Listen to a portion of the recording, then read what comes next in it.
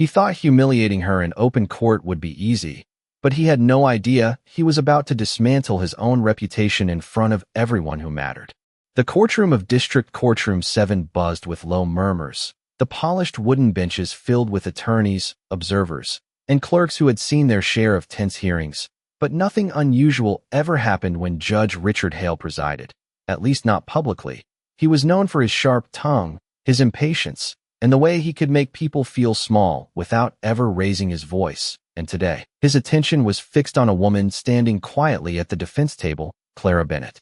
Dressed in a modest navy sweater and simple slacks, her posture straight but unassuming, the kind of presence most people overlooked without a second thought, which was exactly why Hale had chosen her. "Miss Bennett," he began, his voice carrying effortlessly across the room. "I understand you've decided to represent yourself today." A few heads turned, a faint ripple of curiosity moving through the audience. Self-representation was rare, and usually a mistake. Hale leaned back slightly, studying her with a thin, almost amused smile. "That's ambitious," he added, letting the word linger just long enough to draw a few quiet chuckles from the gallery. Clara didn't respond. Her hands rested lightly on a thin folder placed neatly in front of her, her eyes steady, calm in a way that didn't quite match the tension in the room. Hale continued, his tone sharpening just a fraction. "And your profession, according to the file, is a librarian." He glanced down briefly, then back up, raising an eyebrow. "Tell me, Miss Bennett, do you often find yourself interpreting complex legal statutes between shelving books?" The laughter this time was louder, more confident, bouncing off the high ceilings and echoing against the marble walls. Even a few junior attorneys exchanged smirks, sensing an easy spectacle unfolding. Clara remained still, her expression unchanged, as if the noise simply passed through her without leaving a mark. Hale tapped his pen lightly against the bench, clearly pleased with the reaction. "This court operates on facts and law, not curiosity," he said, his voice tightening with a controlled edge. "So I suggest you keep your statements brief and relevant, unless you'd like to make this more uncomfortable for yourself."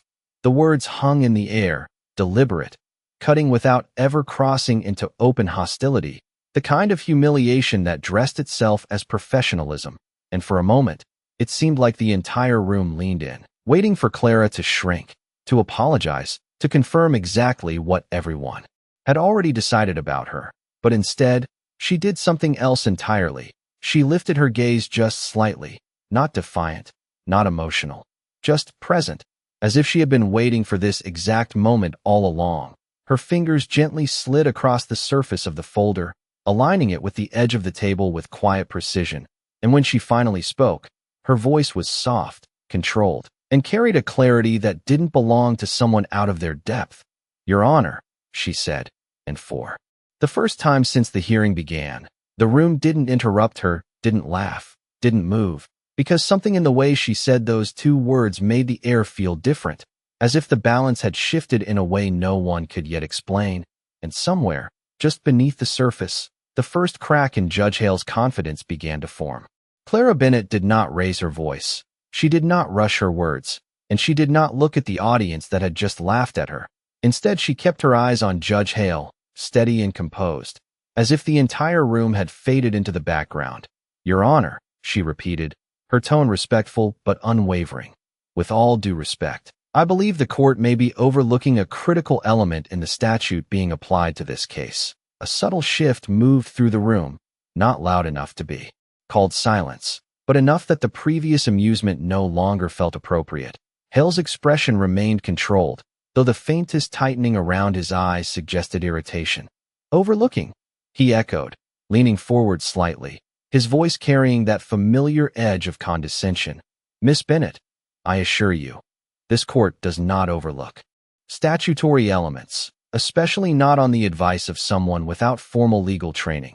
A few quiet chuckles returned, weaker this time. Uncertain, Clara inclined her head slightly, acknowledging his words without yielding to them. "Of course, Your Honor," she said, then gently opened the folder in front of her. The soft sound of paper sliding against paper seemed unusually loud in the stillness. However, subsection C of Title 18, Section 241 specifies that the interpretation must account for procedural intent, not solely the outcome. Her words were precise, measured, each one placed carefully as if she had rehearsed not the speech, but the understanding behind it. The effect was immediate. A young attorney in the second row frowned, flipping through his notes.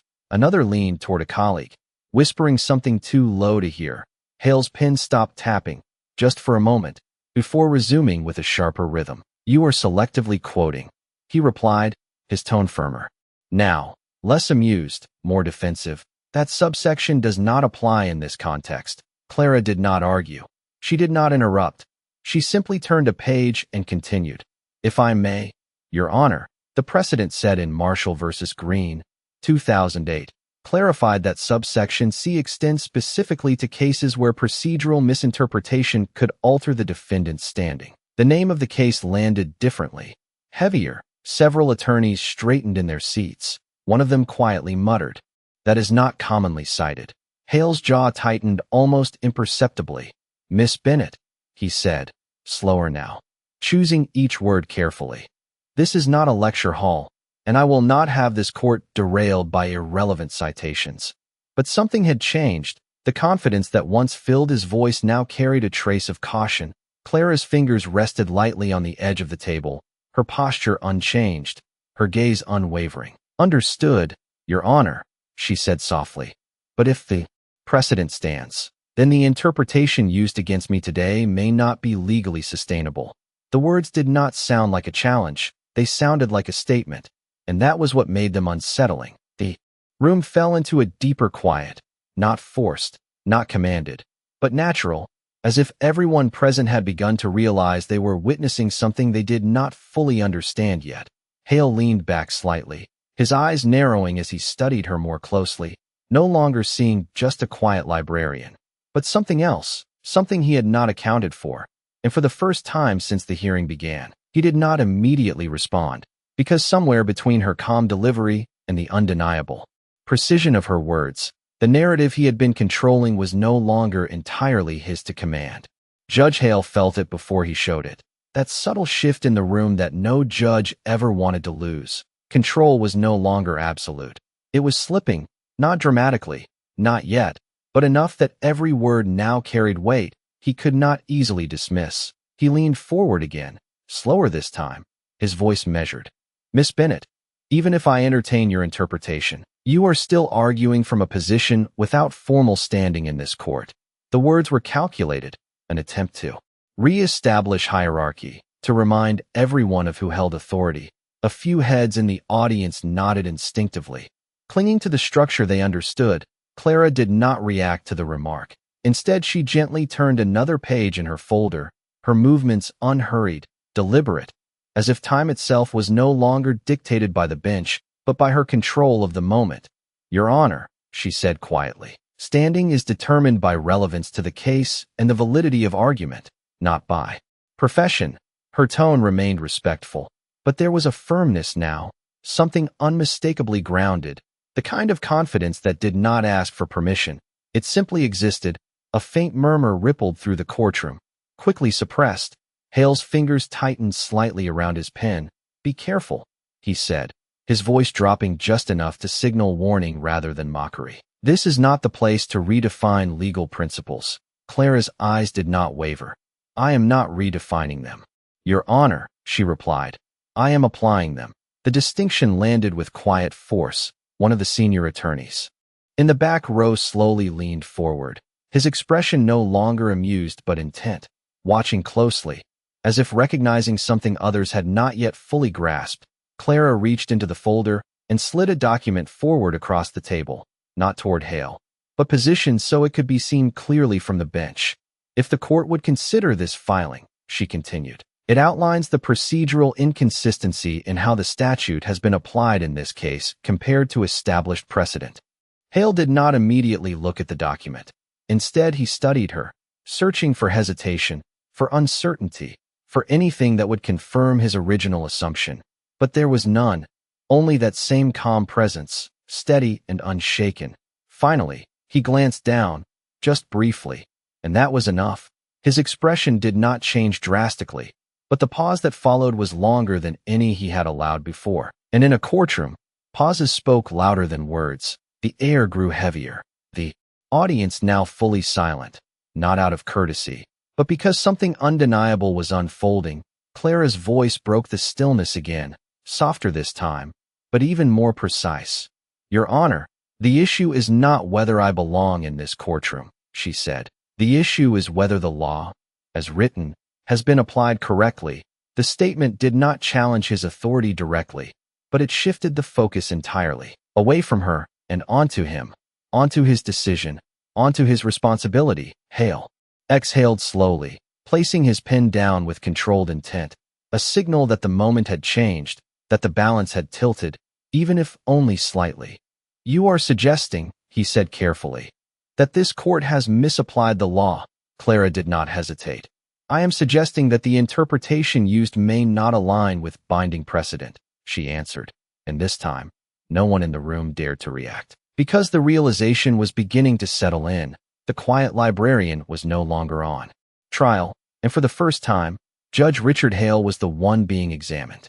The weight of her words did not explode into chaos. It settled into the room like something far more powerful, something that could not be ignored. Judge Hale remained still for a moment longer than he intended, his eyes fixed on Clara Bennett as if trying to recalibrate the narrative he had already written in his mind. The courtroom waited, not impatiently, but carefully, as if even a breath might disrupt whatever fragile shift was taking place. Hale finally reached for the document she had placed forward, his movements controlled, deliberate, but no longer effortless. The faint rustle of paper echoed in the silence as he scanned the first page, his expression unchanged to anyone not watching closely. But those who were could see it, the subtle pause at a line, the slight tightening at the corner of his jaw, the smallest delay before turning the page. Clara did not move. She did not speak. She allowed the moment to unfold, understanding that silence now carried more authority than interruption ever could. In the second row, an attorney who had previously smirked now leaned forward, his brows furrowed as recognition flickered across his face. He knew that case, or at least he thought he did, but not in the way it was being presented. Hale set the document down slowly, his fingers resting on it for a brief second longer than necessary.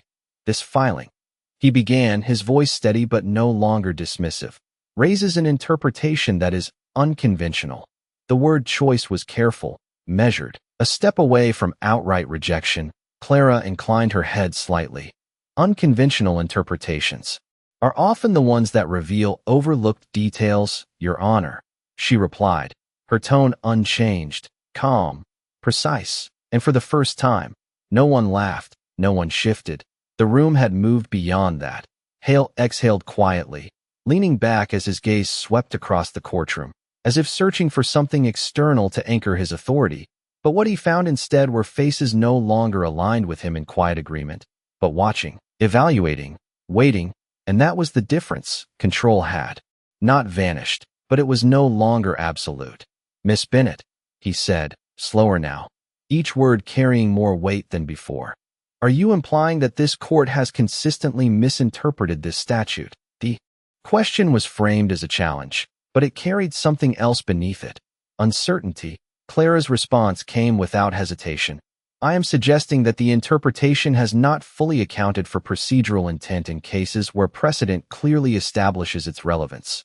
Her voice remained even, but there was a quiet strength now, something that did not need to rise to be heard. A soft murmur passed through the back of the room before fading just as quickly. Hale's eyes narrowed. Slightly, not in anger, but in concentration. He was no longer trying to dismiss her. He was trying to understand her, and that shift was unmistakable. He glanced once more at the document, then back at Clara, studying her as if seeing her for the first time, not as a librarian out of place, but as someone who had stepped into the room with knowledge he had not anticipated. And you prepared this analysis yourself? He asked, the question direct, stripped of the earlier condescension. Clara met his gaze, steady and unflinching. Yes, Your Honor, she answered, simple, without embellishment. The answer hung in the air, heavier than expected, because it carried implications no one had yet spoken aloud. Hale leaned forward again, But this time, there was no smirk, no trace of amusement, only focus. Then explain to this court, he said, his voice quieter now, but sharper in a different way, how you arrived at a conclusion that challenges established application. And in that moment, the roles in the room had shifted in a way no one could deny, because the man who had begun the hearing in control was now asking for explanation, and the woman he had intended to humiliate was the only one who could provide it. Clara did not rush to answer. She allowed the question to settle, to take its place in the silence that now belonged to her rather than the bench, her fingers resting lightly against the edge of the folder as she drew in a slow, steady breath. It began with a discrepancy, she said, her voice calm, deliberate, between how the statute was written and how it has been consistently applied in cases similar to mine. Judge Hale watched her closely, no longer interrupting, no longer dismissing. The courtroom followed his lead, still and attentive, as if every person present understood that something irreversible was unfolding. Clara continued. The language of the statute emphasizes procedural intent, not merely outcome. But over time, that distinction has been quietly narrowed. She turned a page, not for effect, but because the information required it. In reviewing past rulings, I noticed a pattern, cases where the original intent was acknowledged, yet gradually deprioritized in favor of efficiency. A faint shift moved through the audience, subtle but present, the kind of reaction that came when something familiar was suddenly seen from a different angle. Hale's expression remained controlled, but his eyes flickered briefly toward the document again, as if verifying what he had already read.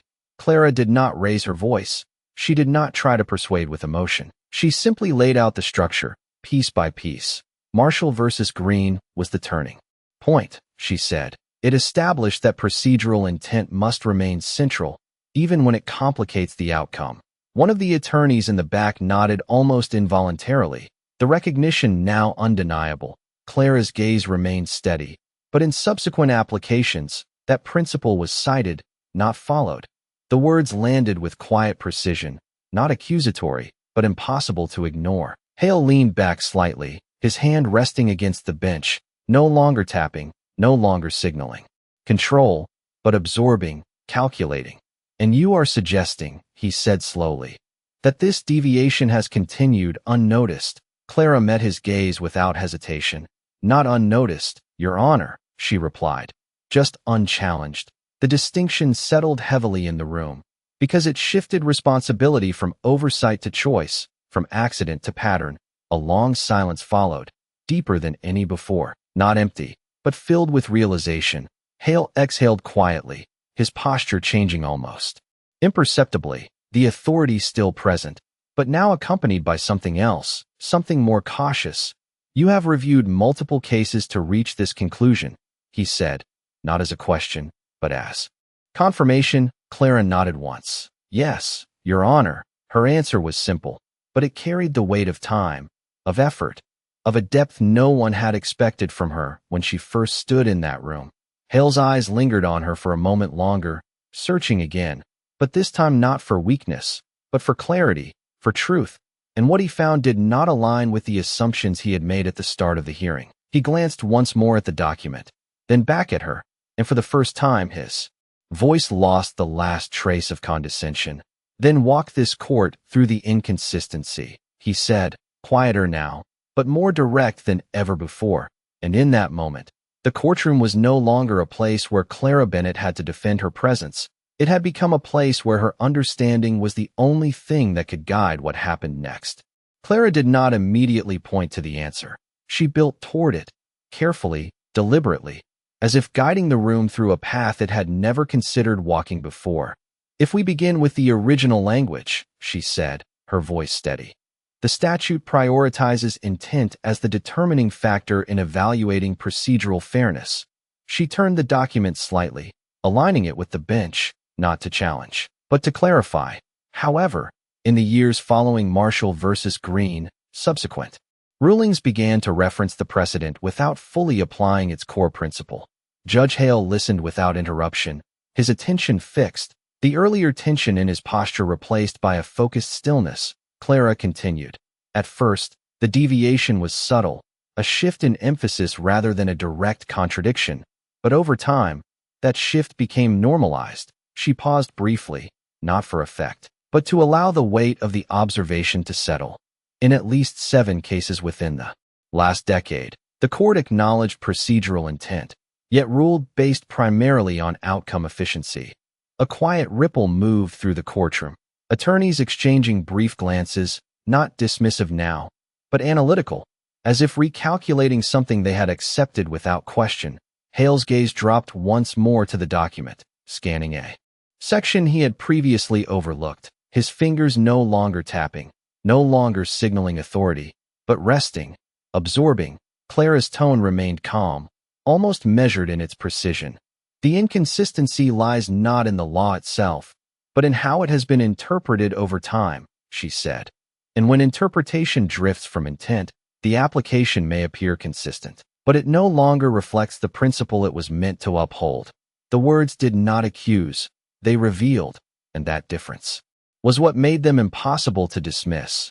Hale leaned forward slightly, his expression tightening, not in resistance, but in concentration. And you believe this case follows that pattern, he said, his voice lower now, stripped of the earlier edge. Clara met his gaze, unwavering. Yes, Your Honor, she answered. The argument presented against me relies on an outcome-based interpretation, while the statute, as clarified by precedent, requires an intent-based evaluation.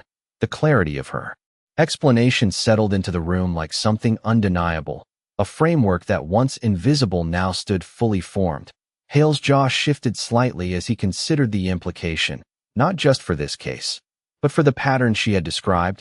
The courtroom remained silent, not out of obligation, but because no one wanted to interrupt the unfolding realization. Clara gently closed the folder, not as a conclusion, but as a signal that the foundation had been laid. If the court applies the statute, as written and reinforced by binding precedent, she added, her voice soft but resolute, then the current interpretation may require reconsideration. The sentence was simple, but its impact was not. It did not demand correction. It made correction inevitable. Hale sat back slowly, his eyes no longer fixed on Clara alone, but on the broader implication of her argument. The authority he carried was still present, but now it carried the weight of accountability, and for the first time since the hearing began, the outcome was no longer something he could control through dismissal or dominance, because the structure of the argument before him did not rely on power, it relied on truth, and truth, once clearly seen, had a way of reshaping everything that followed. The courtroom did not erupt, it did not react with noise or sudden movement. Instead, it settled into something far more powerful, a deep, undeniable silence that carried weight in every corner of the room. Judge Hale remained still, his gaze fixed not on Clara Bennett alone, but on the implications of everything she had just laid out. The structure of her argument had not attacked him. It had not challenged his authority directly. It had done something far more dangerous. It had revealed a flaw in the very foundation he stood on. He reached again for the document, this time without hesitation, scanning more carefully, more thoroughly, as if searching not for errors, but for confirmation of what he was beginning to understand. Clara did not move. She did not speak. She allowed the moment to unfold naturally, knowing that interruption now would only weaken what had already been established. In the gallery, a senior attorney slowly nodded to himself, his earlier skepticism replaced by recognition. Another quietly flipped through a legal reference on his tablet, cross-checking what had just been presented. The shift was no longer subtle. It was visible, tangible. The room had moved from observation to realization. Hale set the document down once more, but this time the gesture was different, slower, heavier, his hand resting briefly against the surface of the bench as he leaned forward. "Miss Bennett," he said, his voice lower now, no trace of amusement, no trace of dismissal, only focus. "Your analysis suggests that this court, along with others, has gradually deviated from the original intent of the statute."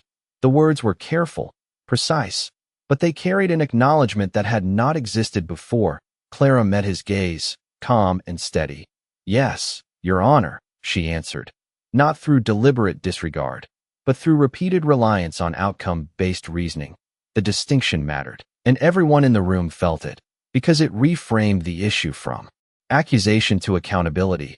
Hale's eyes narrowed slightly, not in resistance, but in concentration. And if your interpretation is correct, he continued, then applying the statute as it has been interpreted would not be consistent with its intended function. Clara inclined her head slightly. That is correct, Your Honor, she said, her voice unwavering. The confirmation settled into the room like a final piece falling into place. A quiet shift moved through the audience. No longer whispers, no longer uncertainty, but understanding. Hale exhaled slowly, leaning back in his chair, his posture no longer projecting dominance, but carrying the weight of decision. He glanced briefly toward the prosecution table, then back at Clara, as if recalculating everything that had been presented before this moment. The balance of the courtroom had changed, not dramatically, not through force, but through clarity, and clarity had a way of leaving no room for denial. Then the question before this court, Hale said, his voice steady but different now, grounded in something more deliberate, is not whether your argument is unconventional. He paused, just long enough for the weight of the statement to settle, but whether it is correct. The words hung in the air, heavier than anything he had said before, because they marked the complete shift of control. Clara did not smile. She did not react. She simply stood there, composed, as if she had never needed the room to believe in her, only to see what was already there. And in that moment, it became clear to everyone present that the hearing was no longer about a quiet librarian defending herself. It was about a courtroom confronting something it had overlooked for far too long.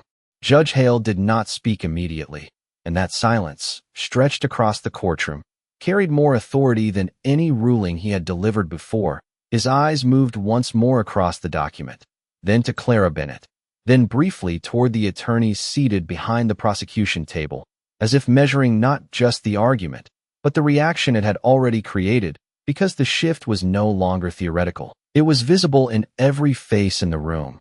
The confidence that had once aligned with him had dissolved into careful observation, into quiet evaluation, into something that no longer followed his lead automatically. He leaned forward slowly, placing both hands on the bench, grounding himself in the moment. This court, he began, his voice steady but changed, does not take lightly the responsibility of applying the law as it is written. The words were deliberate, each one chosen with precision, no longer for performance, but for accountability. Clara remained still, her posture unchanged, her presence calm, as if she had already accepted whatever direction this moment would take.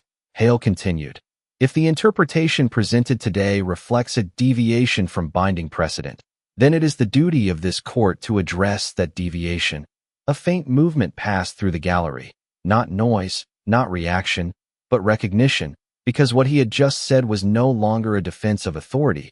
It was an acknowledgement of responsibility. He turned his attention fully back to Clara, his expression focused, no longer searching for weakness, but for clarity.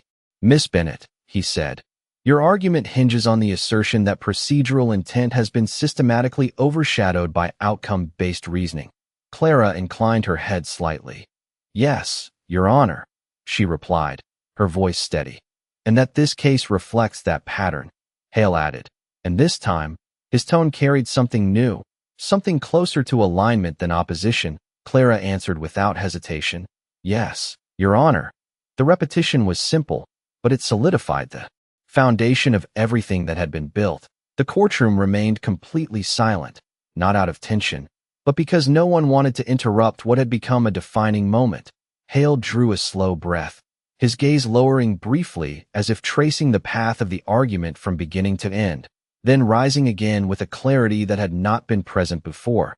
Then the application of the statute in this case must be reconsidered, he said, the words landing with quiet finality, not dramatic, not forceful, but undeniable. A subtle shift moved through the room, a collective realization that the outcome had changed, not through confrontation, but through understanding. Hale continued, the court will review the procedural basis of this case in light of the precedent cited, and any ruling will reflect that analysis. He paused, just briefly, before adding, this hearing is adjourned pending that review. The sound of the gavel was not loud, but it echoed through the silence with a clarity that marked the end of one narrative and the beginning of another. Clara did not react outwardly. She did not smile. She did not acknowledge the room. She simply gathered her folder with the same quiet precision she had shown from the beginning, as if nothing about this moment required validation, because it had never been about proving herself to the room. It had been about revealing what the room had failed to see.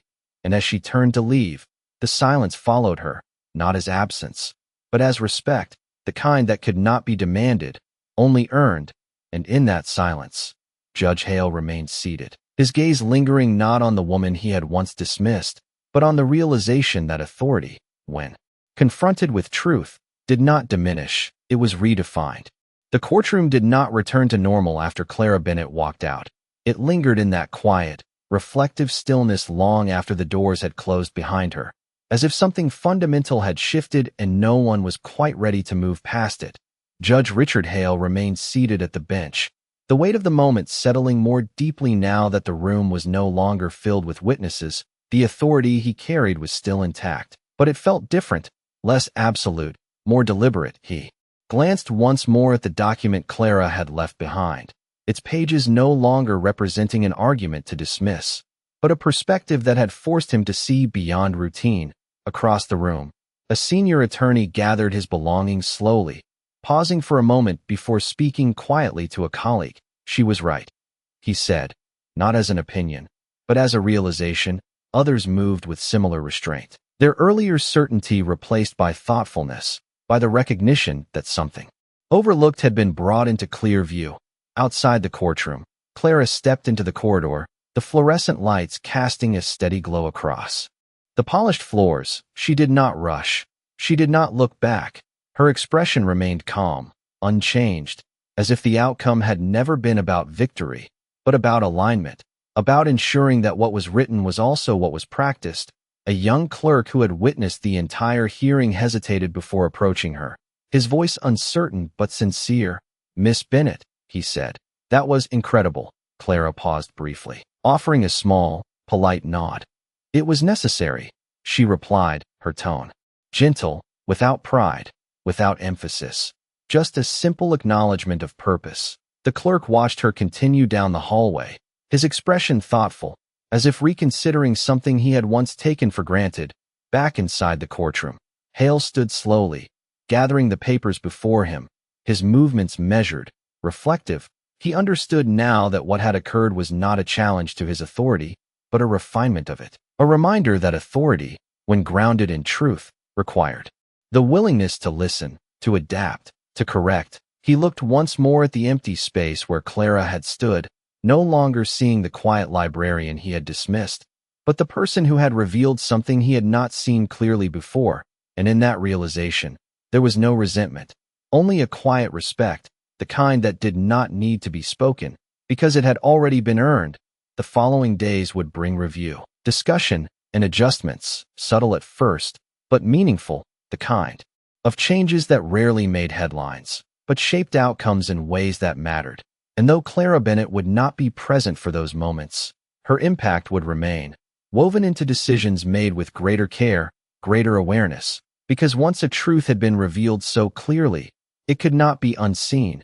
And in that courtroom, on that ordinary day that began with quiet laughter and easy judgment, something far more lasting had taken place. Not a spectacle, not a confrontation, but a quiet correction, the kind that reminds everyone, regardless of position, that understanding is not measured by appearance, and that respect, when truly earned, has a way of reshaping even the most certain of rooms. And that day, without raising her voice, without demanding attention, Clara Bennett had done exactly that.